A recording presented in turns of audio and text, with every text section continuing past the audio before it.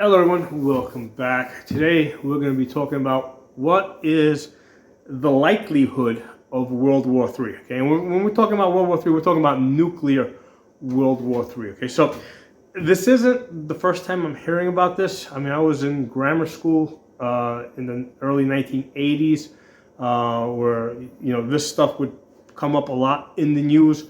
So you would think that like it's something that I kind of like heard it before. What's different about this time around? But I definitely see some differences. Okay, so um, the when we look at the current situation, right, the United States being the lone superpower, okay, or thinking it is the lone superpower, the important thing to, I think, understand approaching this is that the United States will do everything and anything to stay to stay number one, to be the lone superpower. Okay, it wants to be number one at all costs. Okay, now that includes being, even if you have a worldwide nuclear war where every country around the world is reduced, to like 30% of what they were of what they previously were. As long as the United States is number one of whatever is left over, I think they are totally okay with that. Okay, so I think that that's the mindset. When you look at the people running this country, Democrats and Republicans, the establishment, the deep state, the bureaucracies, I don't think that they would be willing to accept a world where the United States was not number one. Okay, so that's kind of like their number one priority. Okay, which basically to me is like, okay, they want to be the evil empire. Okay, back in the 1980s, I think Reagan referred to the Soviet Union as an evil empire, and for good reason, because the Soviet doctrine, right, the communist doctrine is one of expansion. The communist doctrine is that, okay, communism, socialism cannot compete with a free world, with a free market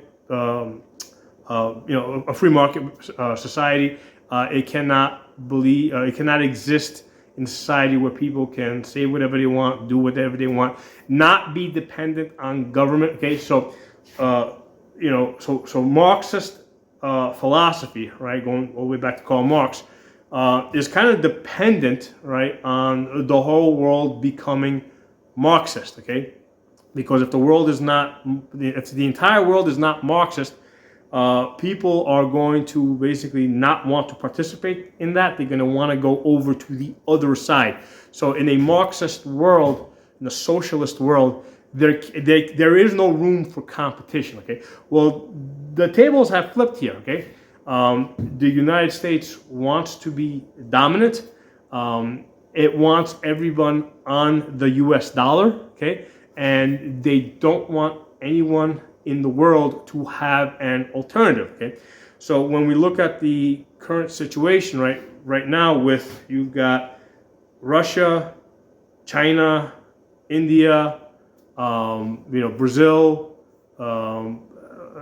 South Africa, and there's like 30 other countries that are trying to get into BRICS, and I think Turkey just basically joined, or basically they're going to transition into BRICS, which is an alternative to the G7, which ultimately means that the world, okay, is moving away from doing business on the U.S. dollar. Okay, and this is basically this is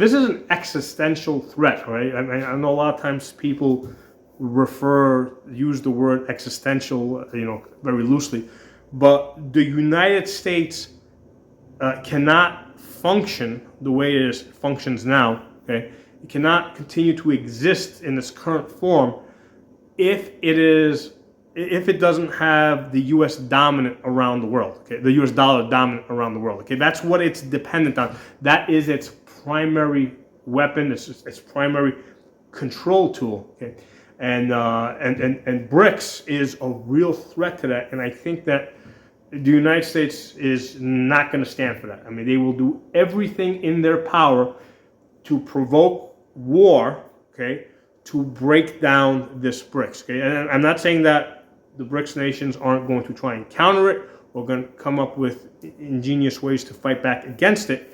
But the situation that I see here is that the United States will not accept a world in which it is not dominant, okay?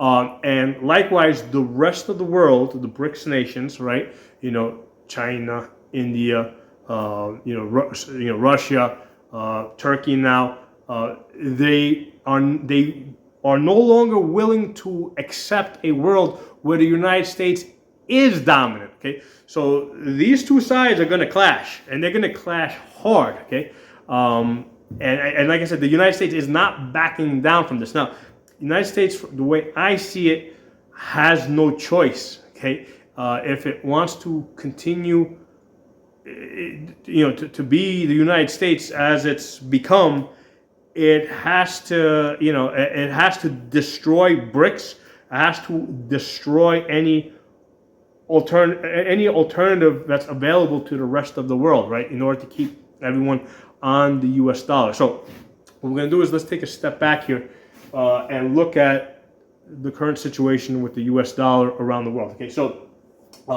right now our national debt is $35 trillion. We're going to talk about that.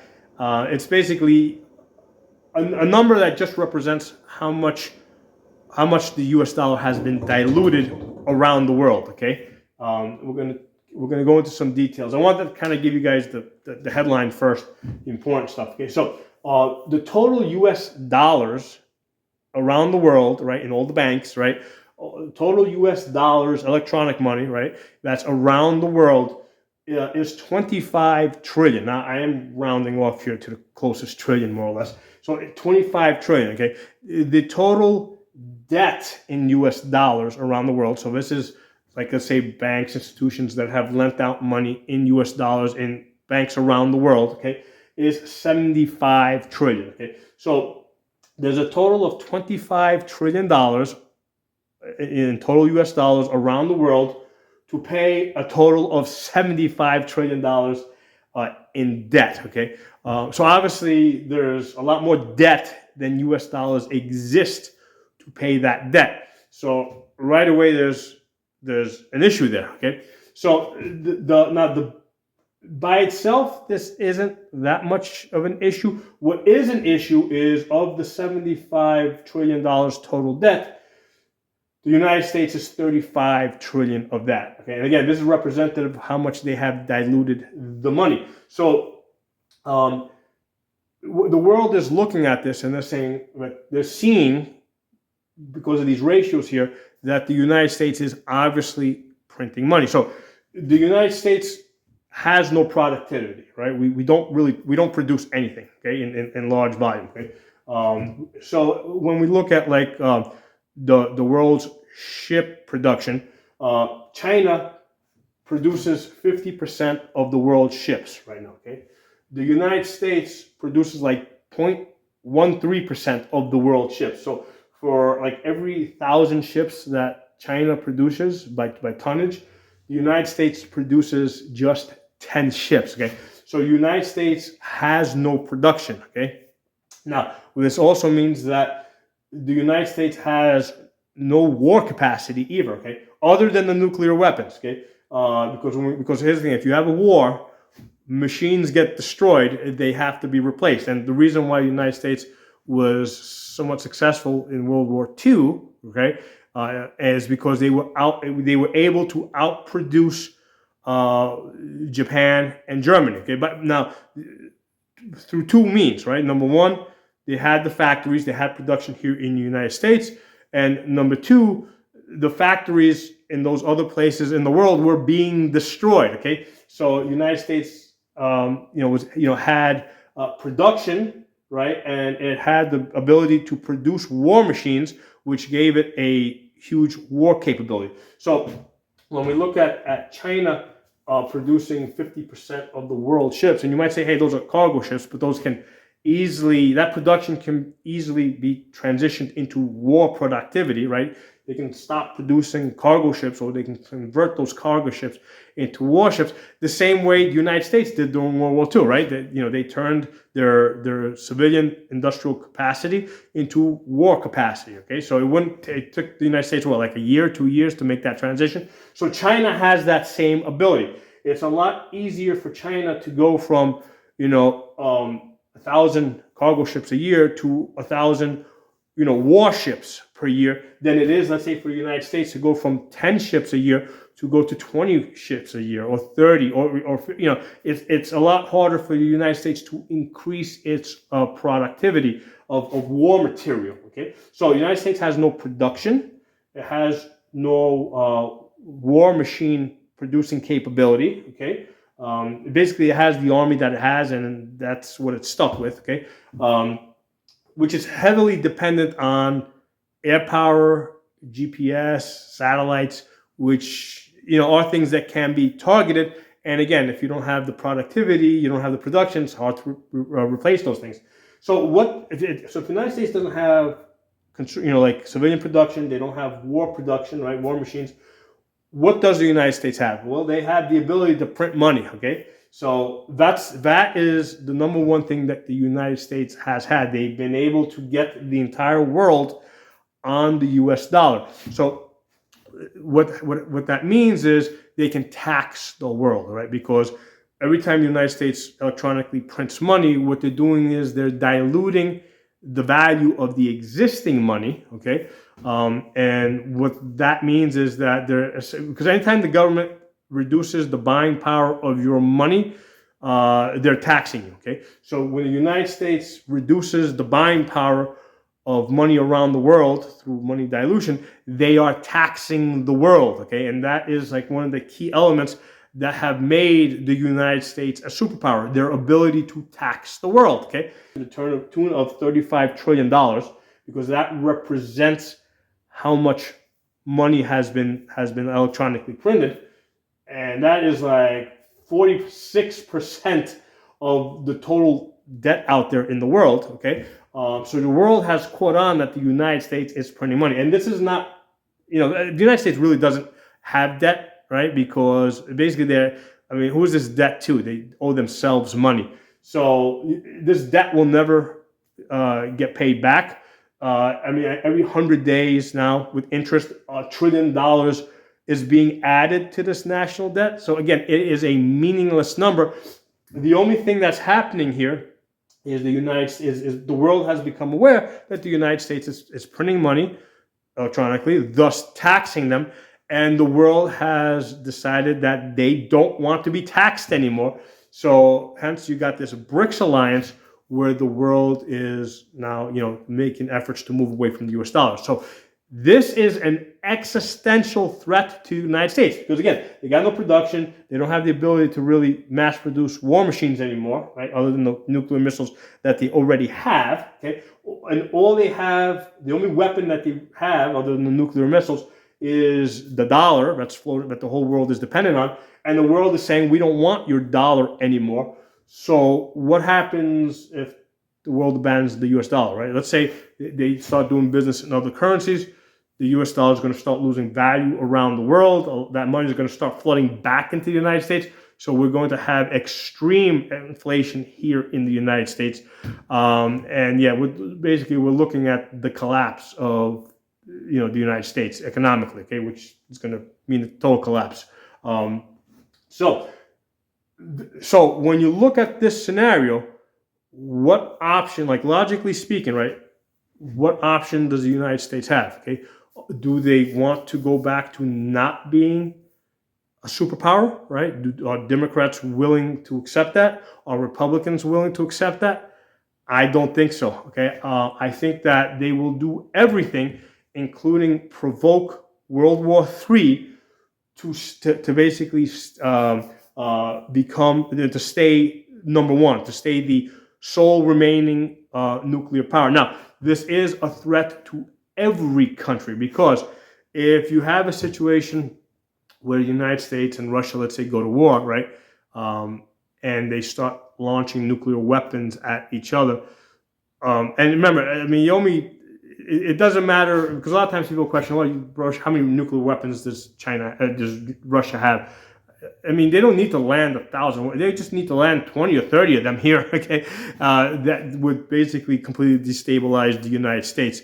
So, 20 or 30 going either way and successfully hitting their targets is enough, okay? So, obviously they're going to target, really important places that would cause collapses in society. So, the generals, the Republicans, Democrats, looking at this strategically, they're like, okay, fine. If the United States and Russia, let's say, reduce each other to 30% of what they were before, right? Well, what's going to happen? Basically, what about the rest of the countries in the world, right? Because they can't have a situation where the United States is, let's say, reduced to 30%, but let's say China remains as is. India remains as is. Brazil remains as is. Italy, Greece, Turkey remain as is. So what the generals strategically are, I think, thinking is that if the United States is going to be reduced to 30% of what it is now, every other major country in the world also must be reduced by the same percentage, regardless of whether or not they have anything to do with this or instigated or playing any role. It's just a matter of staying number one, okay? That's what this is all about, staying number one at all costs, okay? So something for you guys to think about. Let me pause for a second. But this is the main thing of this video, okay? I want you guys to think about this. Take a minute, think about this. All right, so now let's talk about this Ukraine situation. Because I don't think this war in Ukraine really has, anything to do with Ukraine independence, or, the sole purpose of this war in Ukraine, I believe, was to basically try to break up BRICS, right? Because they had China and Russia, it seemed like they were getting cozy, and India getting cozy with each other, and the United States was not comfortable with this, and they're like thinking, hey, let's get Russia in, let's try and bankrupt Russia, okay? So the idea there was that they were going to get Ukraine to start up this war, and hopefully destabilize Russia, okay? Now, the opposite has happened, and I've covered this in another video, because because in Russia, the way I've come to understand it, you had a lot of oligarchs that were kind of left over from the 90s that had a lot of power, because they kind of had a monopoly. They were doing business with the West. And what happened was these sanctions that were imposed on Russia, what it really did is it took a lot of power away from these oligarchs, and it made the Russian government, it gave essentially more power to the Russian government. Okay, so it kind of gave them a chance to make their country stronger by getting rid of a lot of these oligarchs. Now, the other thing that it did, okay, is that much of the world is looking at this situation, and they're thinking to themselves, because basically the United States imposed these sanctions on Russia, okay? Again, trying to bankrupt them, okay? And the world is like, much of the world is like, okay, let's sit back and see what happens with this. So what they're seeing is that these sanctions did not have much of an effect on Russia. In fact, Russia's doing a lot better post-sanctions, because now what they did is, instead of doing business with Europe, they're doing business with China, okay? They're exporting a lot of their oil to China at higher prices, because the price of oil has gone up as a result of these sanctions. So Russia's actually selling their oil at a higher price, okay? And the other thing that's happened is that the Europeans that need oil are still buying Russian oil. It's just that it's basically going through a middleman, okay? It's being basically pumped somewhere in the Mediterranean. It's being pumped from Russian ships into some other ship, into Turkish ships, because the Turks are obviously working with the Russians now, and then the Turks are selling it to Europe at a higher price. So again, Russia is profiting from that. So you've got all these countries around the world that are seeing that Russia doesn't need to do business with Europe, doesn't need to do business with the United States. The sanctions aren't hurting it, right? They're actually prospering. And now you've got more and more nations that are saying, hey, screw the G7, we're going BRICS, okay? And you know, and a lot of countries are trying to get into BRICS. And the idea with BRICS is they're making private agreements not to do business transactions in US dollars, okay? And I think Saudi Arabia is one of those countries that has agreed not to do business, let's say, with China in US dollars. They're using their own currencies. So they're not, because it would have been a lot more difficult if they were trying to come up with an alternative currency. But instead, they're doing the smart thing. The easier thing was saying, hey, we're not going to do business in US dollars. We're going to do business in our own currency. So let's work this out amongst ourselves. So it's a lot easier, let's say, for China and Saudi Arabia to make a deal between themselves of how they're going to make the transactions, how they're going to, you know, what kind of business they're going to do. You know, it's a lot easier for, let's say, you know, India and Russia to basically do make their own deals. So all this BRICS agreement is right now is these countries are agreeing to do business amongst themselves in their own currency, not using US dollars. So this is like an immediate thing, okay? This isn't like some long-term plan that has to go into effect. This is immediately hurting the the United States and the US dollar, okay? So when you come back to this and you see that, hey, the United States doesn't have production, doesn't have war-producing capability, no longer has dollars, the United States is now in a very desperate position, right? And what happens when you corner an animal? It becomes very aggressive and attacks. And I think that is the situation where the United States is in. And they really don't have, because here's the thing, yeah, they got all these aircraft carriers. The aircraft carriers are really useful for attacking small countries. They're not all that useful for attacking, let's say, China, India, you know, Russia, Pakistan, because those are like pretty far inland. So the aircraft carriers really aren't that effective. So what do they have to attack them with or fight them with? But, you know, they can't move conventional armies that far in, right? Because they're going to end up like, you know, like Nazi Germany trying to go cross land. They can't do it that way. So what's the only alternative they have? Ballistic missiles. That's the only way that they can fight them. So going back to the original question, how close are we to World War III? I think pretty damn close. And the reason is because I don't think the United States has an alternative. Okay, it is committed to being number one superpower. Absolutely committed to being that at all costs. Okay, so how is it going to do that? Okay, the world doesn't want its U.S. dollars anymore. The United States doesn't have anything to sell. Okay. The only means that it has available to it is nuclear war. Okay, and like I said earlier, it doesn't. You know, they've already accepted that, hey, you've got a worldwide nuclear war. The United States is going to be reduced to, let's say, 30 or maybe even 20% of its capacity. Well, they're okay with that as long as in my opinion anyway, I believe that they are okay with it as long as the rest of the world is also reduced to 20% of their capacity, right? So the United States is still number one of the remaining pile of rubble that's left over, okay? So the situation in Ukraine, I think that's like they thought that they could destroy Russia, okay, and break up BRICS. It's not working, okay? From everything I hear, and I'm hearing stuff from both sides. I hear people saying Russia's winning. I hear people say Ukraine's winning. But here's what I also hear. I hear the Ukrainians themselves are reporting that they are very low on manpower. Okay, so NATO, United States sending over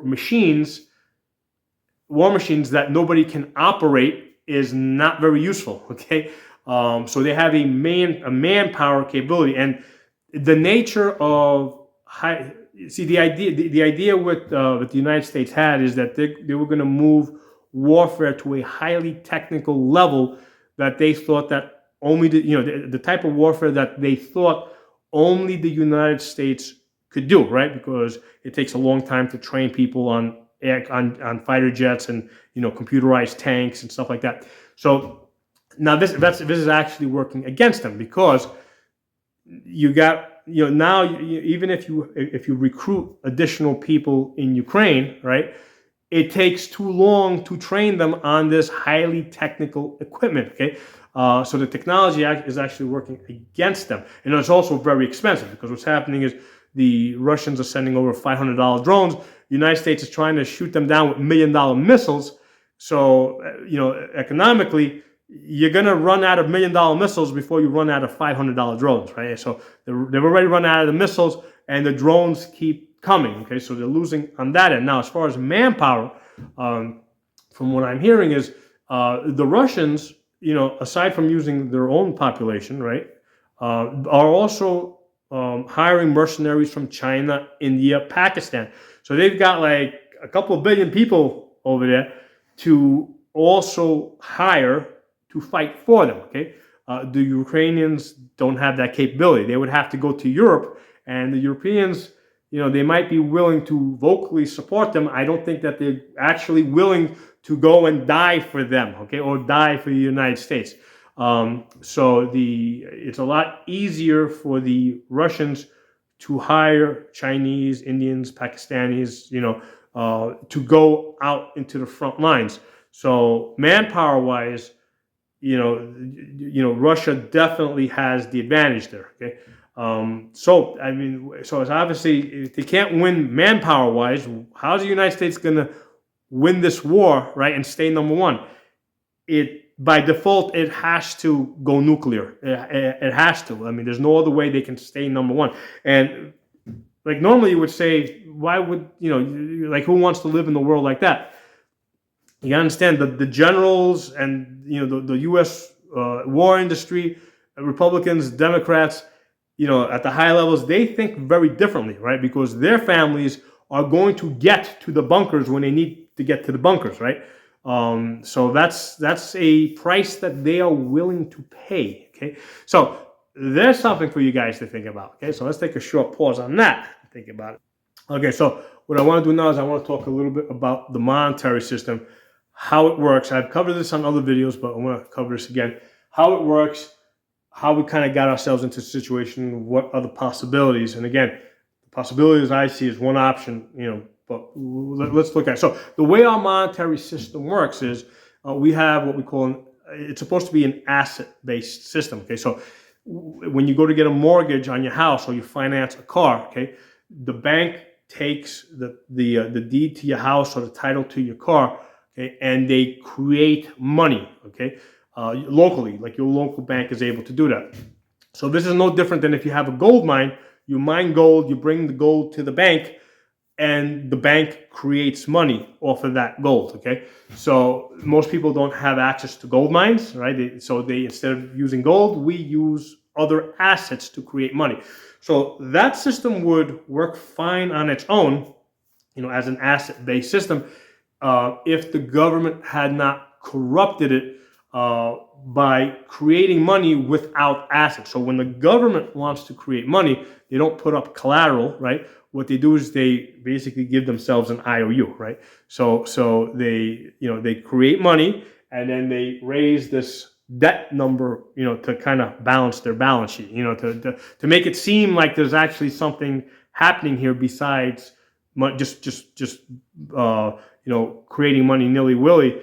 But that's really what they do. Okay, that's really what they do, because the government can create any amount of money it wants, because it's not limited by collateral. Me and you, we're limited as to how much money we can create, because we have to put up real collateral, okay? Where if we don't pay it, they take away our asset, right? We lose ownership, the bank takes it. When the United States creates money, they don't have to do that. They're only limited by what they call the debt ceiling, and they basically vote to increase it every time they want to increase it. Okay, so a lot of times people say, well, if we were on a gold-based system, this wouldn't be an issue. Yeah, it would be an issue, right? Because again, okay, so first of all, if it was a gold-based system, we couldn't create money. Okay, the only people creating the money here would be the government that has the gold. Okay, or the gold companies that have the gold. Okay, we couldn't create money. It's completely centralizing the money creation, because right now it's half of it is decentralized in the sense that all of us can create money locally. If the government is creating money, then it's completely centralized. They're the only ones that are putting up money. Now, with a gold-based system, right? Number one, like if we look back in the 30s, the United States, when they confiscated gold, right? They were setting the price of gold, and it wasn't really a gold-based system. All they wanted to do was get the gold out of the system so that it wasn't competing against their US dollars, right? So we were never really on a gold-based system. They never used the gold to really create money, but they wanted to get the gold out of circulation so that everybody was on their US dollars, okay? So, but even if you were to try and create a gold-based system, they have the gold, they have access to mining more gold, and the earth is full of gold, okay? The deeper you mine, the more gold you will get, right? When the earth was formed, the heavier metals formed, basically settled more towards the center. So, maybe 200 years ago, you could find gold, let's say, out, on the surface in certain places, right? But all that's been collected off of the surface and off the mines that are near the surface. So now to get gold, you got to mine deeper and deeper and deeper into the earth. And what they do is they do quarry mining, right? They just mine out an entire area and then they sort it out, okay? But so you need, like, only large companies that have huge capacity are able to do this, right? So we can't do it. So we have no ability to create gold. So number one, the government has the gold. Number two, they have the ability to set the price of gold. They can take gold away from you whenever they want.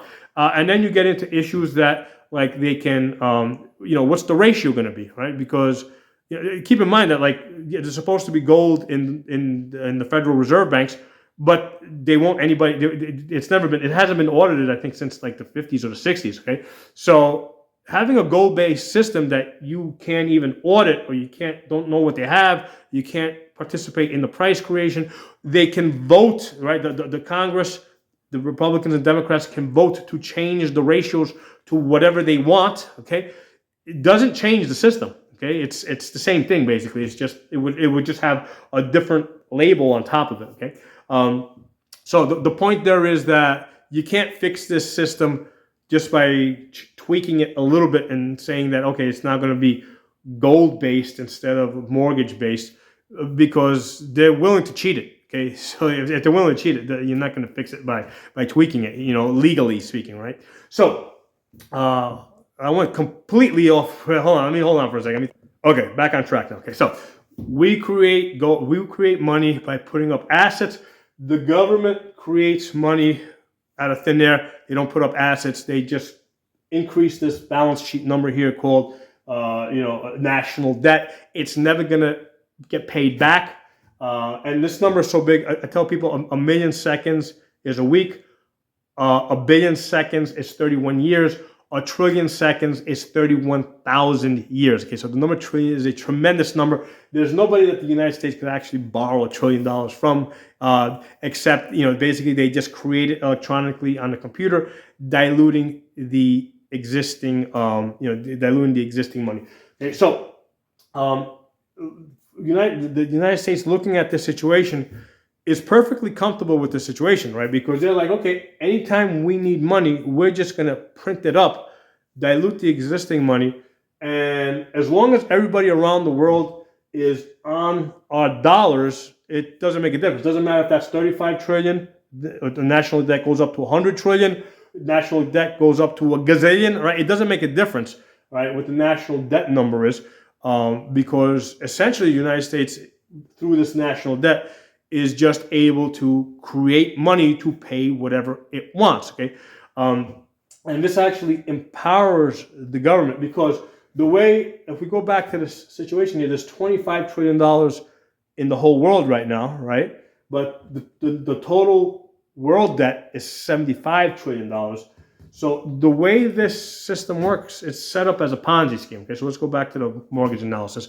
So if I, let's say, take a mortgage on the house, okay, let's say the house is worth $200,000. I put up the mortgage, the bank gives me $200,000, but I have to pay back the bank $300,000 with interest, okay? So the bank originally only creates the principal amount, right? They give me $200,000. That's the only thing that they create. How am I going to pay back $300,000 if they haven't created it? Because this is happening across the board. In this example, let's say everybody this year, gets a mortgage for $200,000. Everybody needs to pay back $300,000. How is everybody going to do that? Well, this generation is dependent on the next generation next year to come in and create more money, so we can do business with those people, so I can get that additional $100,000 to pay back my principal plus interest. Okay, so it's a Ponzi scheme that it depends on more and more people coming into the system in order to so I can pay back my principal plus interest. Okay, and it has to be people of the same size, right? Because if I've got let's say I have a $200,000 mortgage on my house, it does me no good. It's not useful for me if everybody else coming in after me is only getting, let's say, a mortgage for, I don't know, $1,000, right? Because there's not going to be enough money creation for my generation, right? So the next generation has to come in at the same level so that the system can keep going. So in this situation here, where the U.S. government is 46%, right, 35 trillion of the total debt in the world, which is 75 trillion, right? There's nobody big enough, there's nobody of the size of the United States government to come in and create more money. Okay, so that's the problem with the system. So the system right now is dependent on one source. Okay, since nobody of the size of the United States can come in and create more money, only the United States government can continue to create money so that the rest of the world, right, can pay the 75 trillion. So if the total debt in the world is 75 trillion, all right, and let's say the national debt right now is, the total number of cash in the world is 25 trillion, right? Much of this 75 trillion debt is maturing next year, right? So of the 75 trillion, let's say 10 trillion of that has to be paid next year. Well, the United States government has to increase the total money supply by another $10 trillion in order to cover the 10 trillion that is maturing next year, okay? So right now, the system is dependent on the United States government continually creating more money so people don't default, because that's what's going to happen. If the government doesn't create more money, right, the debtors are going to default because there's nobody coming in to create more money. Okay, so the United States likes this, right? Because now the world is dependent on the United States to create more money. So that's a control that has turned into a control feature, because now it's like, okay, so I'm the sole creator of money. If you want my money, or if you want us to create money and give it to you, these are the things that you need to do. Okay, so now they're in the position to dictate. We're going to give money to this business. We're going to give money to that industry. We're going to give money to that industry. We're not going to give any money to that industry. We're not going to give any money to that industry. They're essentially making the entire world dependent on the United States government, because they're the sole creators of new money that everyone is dependent on. Okay, so the rest of the world sees this, right? They see that, hey, the United States is the only one that can make money. We're dependent on the United States government. If we want them to give us money, okay, we have to do what they tell us. We don't want to do that anymore. Okay, so let's look at the consequences, because all the purpose of all that now is really to get to this point of all that information I gave you. So where we are right now, okay, the rest of the world has the ability to say, you know what, we're going to default. Okay, we don't want your money. Okay, because here in the United States, if I don't pay my mortgage, right, what's going to happen? The bank is going to take my property. It's going to take my house. Okay, and they have marshals, they have law enforcement working for them. They can do that, right? But if you're someplace else in the world and let's say you default on your loan, you're not paying back what you owe, right? What's the United States going to do, right? They can't do anything other than send in the military. Now, not so easy to do. It might be easy to do if it's a small country near the shore, right, where they can send their aircraft carriers.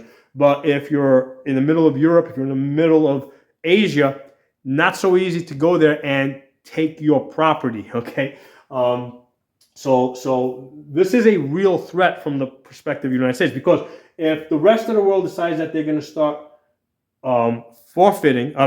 defaulting on this debt for the reason that, hey, the United States, you can't do anything. You can't take, we're not going to pay you. You can't do anything about that, right? And the rate of defaults, right? Once one nation or one group of companies starts doing it, other companies are going to catch on and like, hey, we don't have to pay our debts. And then the United States, the dollar is going to start like crashing at a faster and faster and faster rate. So going back to the original subject of this video, the United States is kind of like, it's a do or die situation, okay? Everybody has to be on the US dollar. Anybody trying to get off the US dollar has to be like destroyed, okay? And that's why it's like, I think we are definitely headed for nuclear war, okay? And again, this isn't like, I grew up with this in the 80s, so it's not something that I scare easy. Like back then, it was simply a matter of, you had two sides and they were like somewhat equal. Well, actually what happened, I think, like Cuban Missile Crisis, right? Post World War II, the United States has the nuclear bomb, right? They dropped it on Japan, demonstrating to the Russians that, hey, we got a bomb. Right? And at that point, they were essentially the sole nuclear power, okay? And then the Russians got it, okay? And what the Cuban Missile Crisis, I think, what it ultimately became was the United States agreeing that, hey, you know what? We're going to share power with the Soviet Union, okay? The Soviet Union can have your side of the world. We're going to have our side of the world. We're not going to try or vice versa. Maybe it was the Soviet Union trying to expand. But the point is that you had two sides that agreed that they were going to share power. Okay, that's what it was. Okay, and then in the 90s, the Soviet Union collapsed, and now you have this Russian Federation that was very weak. Okay, so the United States liked that, and they really want Russia to go back to being the Russia of the 90s. They want it to be weak. They don't want it to be strong again. They don't want to have competition. But what's different this time around is a much bigger percentage of the world is dependent on the US dollar. And if the world gets off the US dollar, the United States is not going to be the superpower. Okay, the superpower is going to be the BRICS nations in combination. And the United States is like, no, we're not going to be number 2 or 3 or 4, right? So I really see the situation as a do or die type of situation for the United States. They're not willing to accept not being number 1. So that's why I think that like World War III, nuclear World War III is like almost certain. Okay, so some things for you guys to think about. I mean, these are my opinions. If you see it differently, and I hope you do. I hope you can convince me in the comments that I'm wrong. Okay, please do so. Convince me that I'm wrong, and I will definitely feel a lot better. Okay, but this is how I see the situation. The United States only has one. It's basically standing on one leg right now, and that's its U.S. dollar being its number one asset. And the world is saying we're not going to let you control us with the U.S. dollar anymore. And I don't think the United States is going to accept that. So anyway, talk to you all soon.